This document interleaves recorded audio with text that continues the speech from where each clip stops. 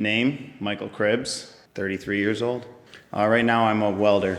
Currently work at Gorbel. Before I went to trade school at Arc Flame, I was actually in human services.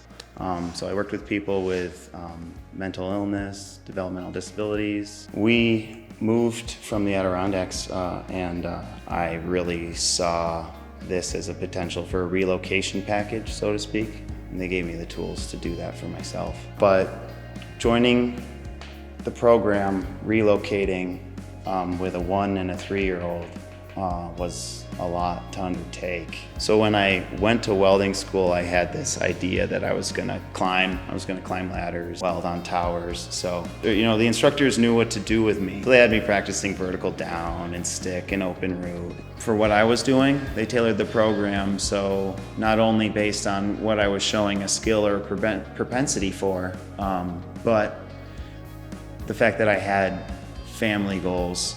I was looking for something consistent. Family's always been the thing that's driven me to want to help people, and I saw how welding helped people. I was trying something completely different for me. In a way, I feel like the program took a chance on me. They could see ultimately that I was a man looking to support my family with an honorable career. And I learned a trade that nobody can take away from me since joining the program. So 4 months into it, I was employed.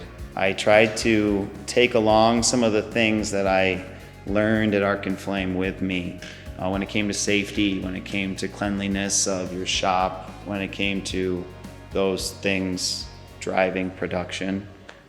So if somebody's interested in looking at the program, I just encourage them to have that conversation and continue that open dialogue as their skills show themselves.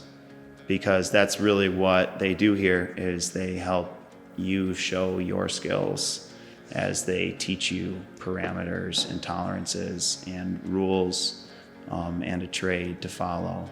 And if you follow their instructions and you follow the print, you're mint.